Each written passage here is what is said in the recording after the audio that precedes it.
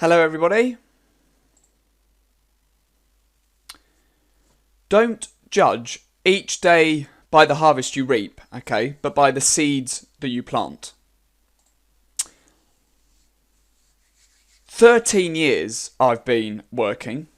I got my first job at the age of 16, and for those who can do quick math, you'll work out how old I am. So I left school. I did not go to college or university, but I went down the working route. And in that, I've had quite a lot of different roles. So today, I'm going to talk to you about my career and the various different roles that I've had. In all of those, I've picked up some key personal and professional skills that I've taken with me. Now, as I've progressed up and I've progressed through my career, I've learned a lot about different skills, as I said, about how to adapt to different environments, and I'm going to share some of those with you today. And one of the most transferable skills is confidence, okay?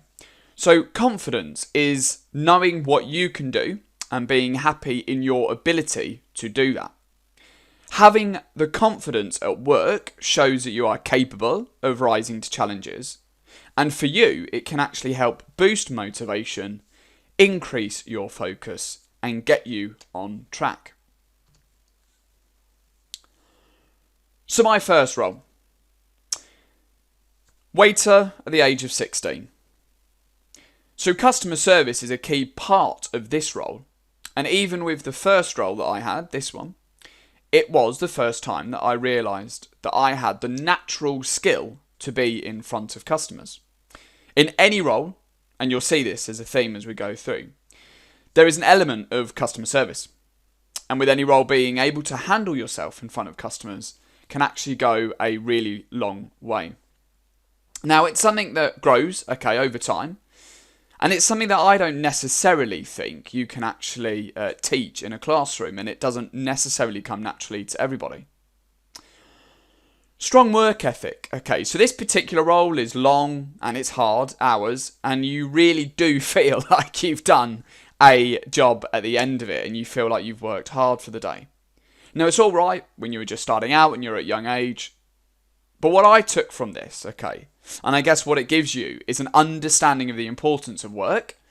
You understand the value of money, and I guess you understand kind of what you need to do to earn it. So teamwork as well is a massive part, okay, and this is actually something that you'll probably have on your CV, and something that even in kind of most interviews now, people do look for. They ask questions to see how well you would and can work with others. And in this environment, you're nothing kind of without your colleagues. You need to kind of work like clockwork, and as it says there, a well-oiled machine. Now, I guess you need to be rather confident to be in front of for the diners. You need to hold yourself, and if something goes wrong, you need to deal with it. So again, learning that confidence at an early stage was something that I picked up. So we move on, okay. And something that I learned from this was to multitask. So as a cook, in any cafe or restaurant or anywhere that serves food, it's about juggling the orders. It's about understanding what you're cooking and getting the timings right and getting everything on the plate at the same time, whilst of course starting your next order and keeping things simmering. Now, I don't need to tell you how a cook works, but you kind of see the point that I'm trying to make. And actually, to be honest, in any role, multitasking is actually a really core skill that people look for. Now, workplaces will look for these sort of qualities, and if you can manage priorities and, I guess, spin plates, as they say, then that's fantastic. The other big part of this, of course, as you can imagine, is working under pressure. So something that people do look for in interviews, and I guess when they're looking at your career history, is the ability to work under pressure. Now, pressure is not something that people like. It's not ideal, and it's not kind of what we want. But it is actually something that does naturally come with being as a cook.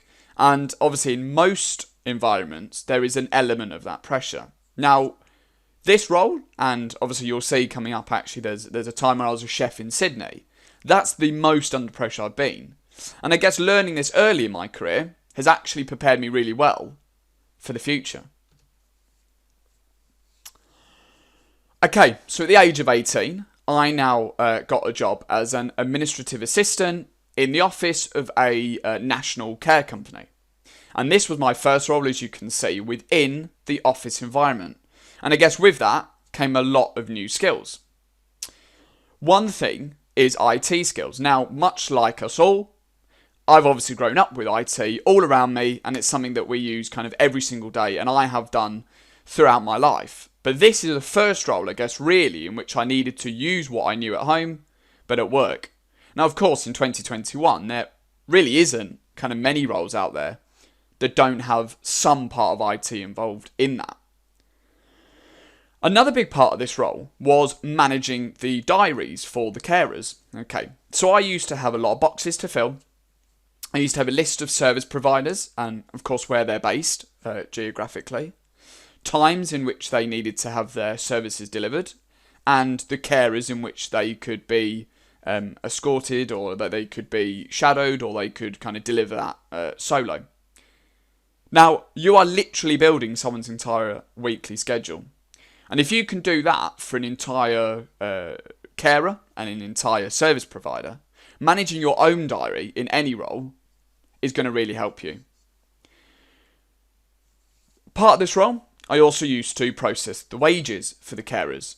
And I guess this has actually helped me a lot in recent years with the knowledge and the know-how to navigate spreadsheets and numbers and calculations. So I put together a lot of reports in my current role and manipulate data, and I have done both customer facing or internal, and it all stems from this. Now you may be sat there thinking, Ryan, how does caring for dementia patients transfer over to other roles? Well, it does, okay, because you learn to read people, you learn to understand feelings and emotions, and of course that can help in any workplace. Now, in my latter career, I've done a lot of self-reflection and a lot of research on emotional intelligence, and to understand others and how to work with others, what people's drivers are, what people's emotions are, their feelings. But also, having a natural, caring nature, as I said before, is not something that can be taught, and it actually makes you a much better person to work with in any workplace, because of course colleagues are going to be really appreciative of help. So, we move on. And sadly, I got made redundant from that previous role. But I was lucky enough that I came across this opportunity. Because of the connections I made in my first role as waiter, I found my feet with this, and I was very lucky, as I said.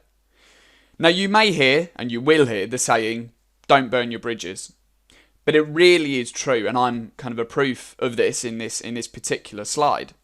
Because I kept in touch with the people that owned that first restaurant that I was a waiter at. I made connections. I made a really good impression on them as well. And actually, I'll tell you the story about how we got this. Okay, so I got made redundant, as I said. And in Whitby, where I was living, I was walking down the pier, and I bumped into the person who was kind of overseeing this cafe. I told him about kind of what happened with my previous role, and he gave me the keys, and he said, open up on Saturday. Now that just proves kind of that trust that that person had, and that knowledge of what I could do and what I potentially could do for them now just led me to getting this. So again, I was lucky enough that I guess because of my maturity and because of my previous experience, I was given the opportunity to run this cafe. So of course with that came a lot of responsibility and the need to take ownership of myself, but also be aware of other people's actions and how that may affect kind of customers or reputations. Now this certainly can be transferred because in any role, being able to take ownership and responsibility for your own actions, of course, is key. But to also understand how things impact the wider business is something that I feel everybody should be able to contribute to. So, you can see there that we are now in Sydney, Australia. So I met my now fiance and we decided to live in Australia for a year, where I was a chef and barista. Now this was the first role in my career in which I decided to do some training and get a qualification. So I went for a one-day course to become a barista, and what I found when looking for work in Sydney is that places either needed you to have a responsible service of alcohol, to work in a bar, but also kind of restaurants and cafes that serve alcohol. But, of course, Sydney is also massive on coffee, and I loved my coffee. I mean, I still do love my coffee, but I do decaf now. So I decided to train as a barista. Now, this qualification got my foot in the door at this really nice kind of cafe down at the wharf. And I guess due to my past experience, again, working with food, not long after I joined, I actually ended up learning the entire menu and becoming the chef as well. Now, being in a different country, with an entirely different work culture and working environments, you need to adapt. And you'll hear adaptability being thrown around a few times when you are in the working world. But actually, this is something that I guess for the first time, and you'll see in my current role how I had to do it again, it's really a key part. So from looking for work in Sydney and seeing how your skills can transfer, to understanding the different cultures, as I said, in the different workplaces, and how you can, I guess, fit in. I mean, I don't necessarily mean fit in, but I mean be a part of that environment. Now, it's sometimes, really hard to adapt, and I guess not everybody likes change. And side note, the book Who Moved My Cheese is actually a really great read, so kind of have a look at that. That's all about understanding change and the ability to be able to manage change and the ability to be able to deal with change as well. But being able to adapt and understand different environments, I think, is something that's really, really valuable. And I wish actually I probably learned this a little bit earlier on in my career, and I probably actually took that to this. But I did it. And the other part about this role, is that this is actually the first time, I guess, kind of day to day on a kind of normal working day, I was actually performing two roles, I guess, at the same time. So not only did I have to learn the two different roles, so I had to learn the coffee and the customers' orders and the regular regular commuters that we used to see every morning, but I also used to learn the entire menu. I had to learn the entire menu and kind of the timings of that and the dishes and kind of the different stock rotations and stuff. Not only did I have to learn that, as I said, but I had to, at a short kind of notice, be able to switch between these during the working day. So myself and my colleague Ellen, who we used to kind of work together, had our own separate areas. So she would mostly do the coffee and I would mostly do the chefing and the menu and the cooking and stuff. But of course, on occasions, I had to jump in between both. And because I already had the confidence to be able to do both, but I also had the ability, I guess, to do both, and I had the ability to perform as a chef because of my previous experience, and obviously I trained as a barista. Actually switching between the two, I didn't necessarily find that difficult. Now you'll see here that I've changed the slide up a little bit. And the reason I've done that is because this isn't actually a role. This is my own venture that I decided to start up. And I want to tell you a little bit about that as well. The talk today for you guys is on transferable skills, I guess, in the workplace. And over 13 years of working, how a 29-year-old has taken a number of skills that he's still using to this day. But part of that journey, there's a big part of that journey, which is Just Move To. And this is a website that I set up. Now, in between my role in Sydney, Australia, and my next role that we're going to see when we came back into the UK, there was a period of time in which I ran my own website. I started up, I designed my own website, and I was going to run this as a bit of a side venture. So whilst actually living in Sydney still, I had the idea to create a website where, for a new place, for a new city, let's say, like Manchester was going to be my base for when I moved back. If you're new to that area and you've just moved to that area, everything you need to know, kind of from a meal out to a mechanic, listings on where mothers go with their newborns, what parks are really good, hairdressers, cafes, etc., etc. But real people stories that kind of help you settle into your new environment, I guess. So what I decided to do whilst I was living in Sydney is start this up, design it, build it, and actually start booking and securing meetings, okay? And start scheduling these in for when I arrive back in the UK. And I did do that. So there's a couple of things I'll put up on the screen for you. The first thing is obviously it was my own idea. It was something that I was really, really passionate about. It's something that I love doing. Absolutely would have loved to have carried on, but you'll hear about that kind of in a moment. And I guess it's something that I put my heart to, and I decided to kind of take the reins of and start. The other bit that you can see is about face-to-face meetings. Now, later on in a couple of slides, you'll hear that I delivered face-to-face training.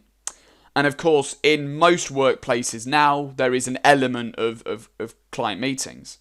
But this was the first time that I actually really experienced that. Now, I had the natural confidence, I guess. I had the confidence in my website, my ability to speak about it. But to actually deal with customers and deal with these meetings face to face was a really, really, really valuable opportunity and something that I hold dearly now that I did this. For example, I'll give you kind of a story. So I secured a meeting with the head of Nurfield Gym in Manchester, okay, based purely on the communication. Now, at this point, I had very little brand. I had very little kind of website views. I had very little listings.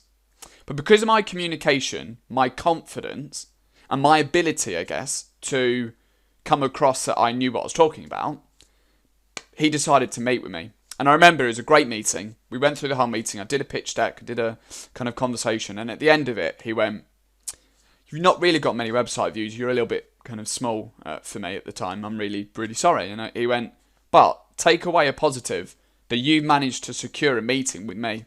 And the fact that you're sitting here says a lot." And I guess the other big skill, as we can see, is digital marketing. So actually I designed the whole website, took it through a couple of rebrands, and I did the whole social media, the marketing, the Google ads, etc., etc. And I guess actually that's quite a hobby of mine. I quite like doing that, putting these slides together for you today and stuff. So again, taking that through my life as well as my career. So back into the, I guess, working world. Okay, so we've kind of landed back in Manchester now. Here we are. So as I said, it didn't necessarily work out, just move to, financially, I guess. And it wasn't, sadly, something that I could keep up full-time, long-term. I still did keep it up for about 18 months before I decided to kind of stop that venture altogether. It turned kind of into a bit of a blog in the end, and obviously it just wasn't sustainable at the level it was. But I did keep it up for, as I said, nearly 2 years after actually moving back and getting back in the working world. So when I first got back to the UK, obviously we started looking for work in Manchester because I knew I wanted to get back in and stay in the office environment for my career going forward. And I found myself working at this academy that did college tuition for kind of hairdressers and stuff.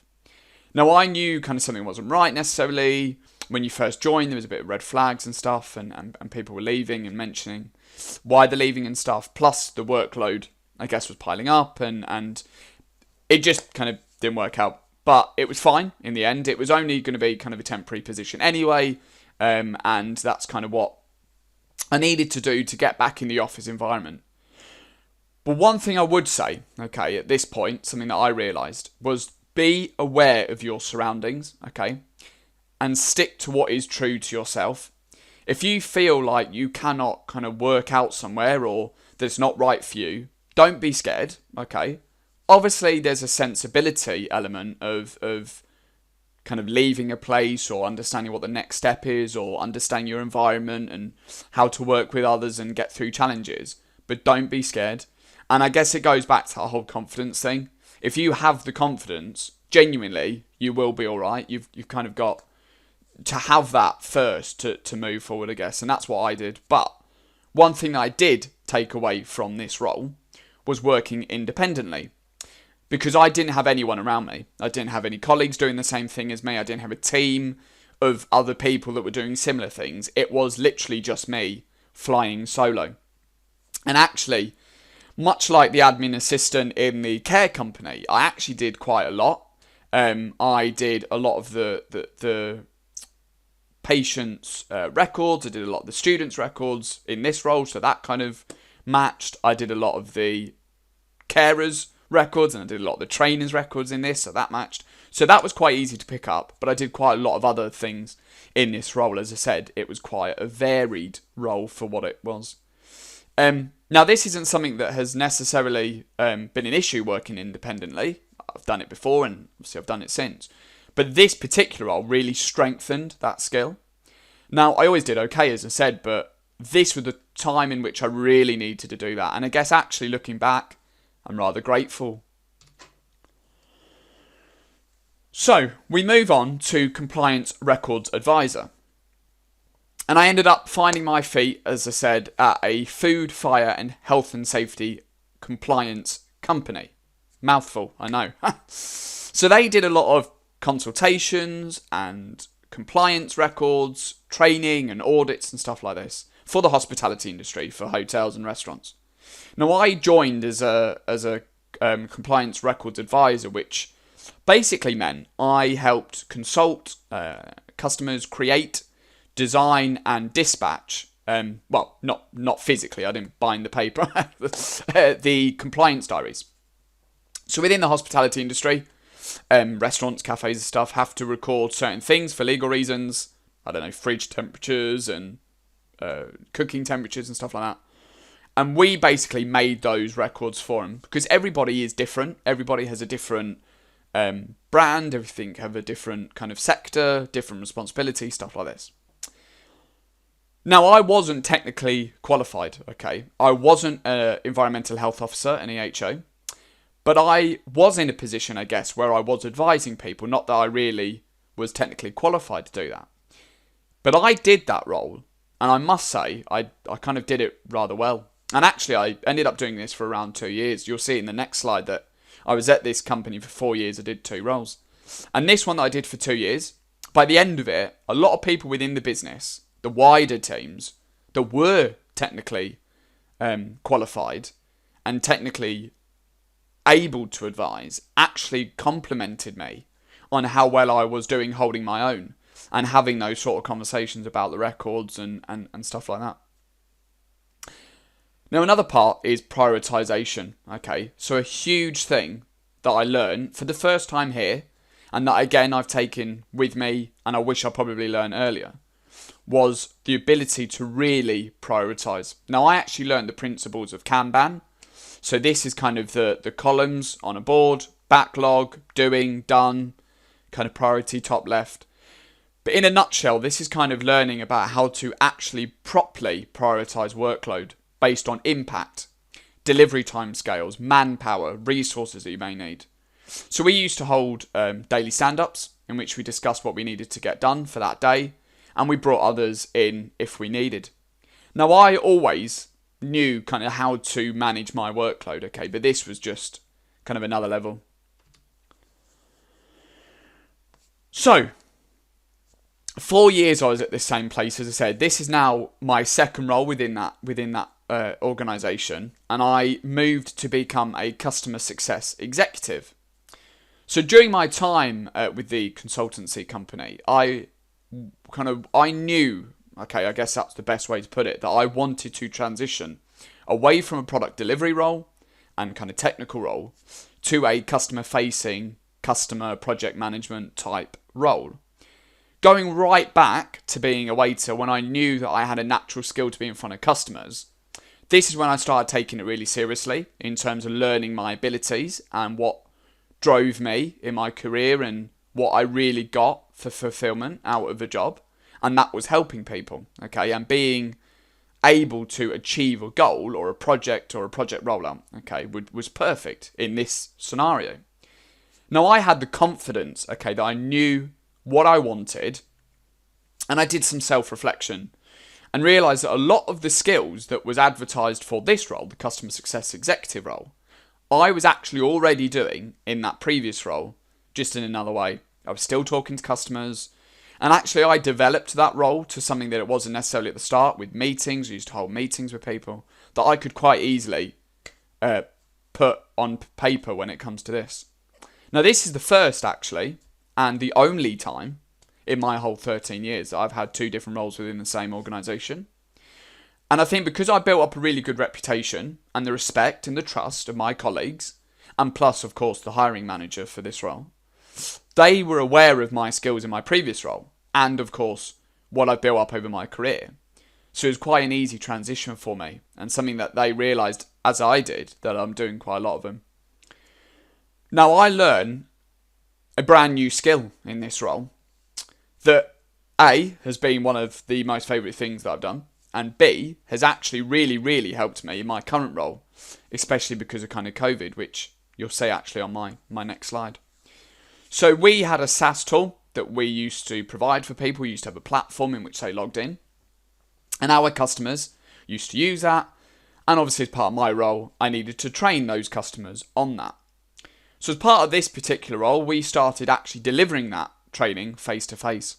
So I travelled the country, I went to hotels and restaurants, etc. And I delivered about 4 hours worth of content to a room of, 14, 15 delegates, something like that. Now this took a whole different set of skills, because you learn how to present, speaking, listening, understanding the audience, understanding different learning styles. I mean, for example, the first session I ever did, I had a room full of about 20 people, where English wasn't their first language. So there was that barrier in which I had to adapt my content. It was very visual. I've been to places where they prefer more hands-on approach. I then did sessions later on as I grew with confidence and grew with skills, where I let them have a go. And it was more, I show you and then you do, and then we talk about it. So learning those different environments and those different people and how people react actually has helped me in any conversation I now have with a customer. The other thing, KPIs, SLAs, targets. Okay, targets are a part of any business, and to be honest, any role. Without targets, as it says, of course, you don't know how you're performing, and more importantly, you don't know if you are successful or not. And you don't know that at a team level either, if your team is contributing to that success. But I guess this was the first time I really personally was heavily involved, and it was a factor in my everyday life, I guess. So this was the first time that me, myself, and the team were aware of what we were doing every day in terms of our workload was impacting the wider targets, and we had specific end goals and delivery dates and stuff like that, okay? We did have meetings about these and obviously see how we're kind of performing against them. And actually, the awareness, I guess, is the skill that I've taken away from it. Because, of course, we all have a kind of an underlying target, and we all have kind of services that we need to provide, or products that we need to deliver, or we have something in which we have a statistic that we could place on what we're doing. But this was kind of the first time I was aware of it, and making me more aware in my career moving forward, obviously, is only a good thing. And then we arrive where I am now. Customer Success Manager. After 4 years, okay, in my previous role, I knew my time was up. I knew that I had kind of done what I needed to do and what I could do, and I decided to move on. And I was there for quite a while, the longest I have been in the 13 years that I've been working. And the move was really good for me, and it's kind of turned out for the best. Now, I brought everything I learned to this job that I'm currently doing, especially having to adapt from working from home, which is something we'll get onto. And then I guess all of the other stuff that I've picked up along the way, and being able to kind of put that all together with the confidence that I can transition made it a lot smoother for me, and I wasn't necessarily worried about moving on. Now, I mentioned kind of working from home and being able to adapt. I guess the reason for that is, so I actually started on the 16th of March last year. And I went in for the office for one day. I met my manager and my colleagues. And after that one day, Boris made the announcement that we were going into our first national lockdown. So I literally got the tram in the next morning, got my stuff, and set up at home. And that's it. I've been at home since. But actually being able to have all of those skills and the confidence and the adaptability, remember we said that in kind of a couple of slides before, the adaptability, set me up a lot quicker and a lot easier than I guess it would have done if I didn't have that exposure before. Now, despite having the experience and again the confidence of speaking in front of people, okay, I had to speak to camera a lot, as we all have done, obviously. And this was actually interesting because this was me learning again how to adapt already what I knew. So already adapt kind of my delivery styles, my training styles, my messaging. And of course, this is something that I really needed to learn quick because kind of a couple of weeks in, I was doing my first customer conversations and product demonstrations. Now, granted, it probably was easier for me because obviously I had that previous experience. I mean, I'm doing it right now. I'm speaking to camera with you guys today. But because I had that face to face, I guess I already had a natural ease when it was in the seat delivering content. But it actually is really interesting, again, to self-reflect and understand all these little kind of elements that make up a conversation better than it could be if you didn't have that experience, I guess.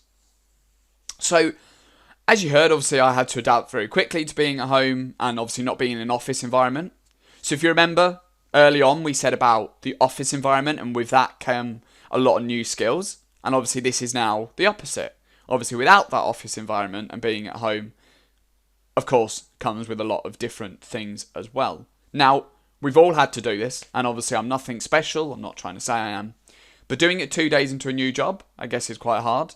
Learning a new role, a new job, a new business, a new manager, and new colleagues is obviously a lot to take in. But having the confidence, as I said, and the adaptability skill really helped. And I guess the other thing, knowing that I guess this is potentially something that you have to get used to. So actually adapting what you already knew in terms of things like diary management, so people can obviously communicate with you, time management, prioritization, all that just got heightened. I already knew it, it just got heightened. And then as part of the first, I guess, just shy of a year probably of this role, I had to negotiate renewals. So we had a platform that people used to purchase and then renew every year. Now, as you've seen from the slides, I'm not from a commercial background at all. But dealing with renewals, I'm not from a sales background either, but dealing with the renewals, I guess, is a skill in itself. So learning to understand kind of how to gain people's interest and convince, probably not the best word, but convince them to re-sign, is another string to my bow. And a big part of this was having the confidence, again, behind myself and the product. One of the things that I learned really early on was, if I know this platform, this product, inside and out, and I know it as if I'm the end customer and I know how to use it, then I can talk about it. So, 13 years I've been working, okay, and I guess here is what I've picked up along the way. You can see them all there on the screen. One slide, actually, interestingly enough. One slide of all those skills. And every time I've had something different, I've picked it up, and I've moved on, and I've moved along kind of the way and built up a portfolio, I guess, of these things that are really helping me. Now, what I would say to you guys is that all work experience is valuable experience. So even if the job that you've got at that time isn't your dream role or kind of not on your intended career path, the skills that you will learn in that and that you will develop will still be very useful for the future and help you for future roles. And I guess a takeaway would be any opportunity is an opportunity to learn. So, just over half an hour, and you've learned a little bit more about me and about my kind of 13 years of working. You now have an understanding of what skills I picked up along the way and how, through my roles, I've taken them with me. Now, 13 years ago, at the age of 16, as a waiter, I didn't think that being kind of customer facing or kind of working in a team would still influence me now, but it really does. So as I said at the start, and bringing it round, don't judge each day by the harvest you reap, but by the seeds that you plant. And I want to thank you all for watching and listening to me speak. I hope that I have shared some really useful and insightful stories with you, and that you've kind of got those cogs thinking about your career ahead of you and what that might mean when you do learn these skills and how that could be beneficial. So thank you, Abby, for asking me to come along and speak.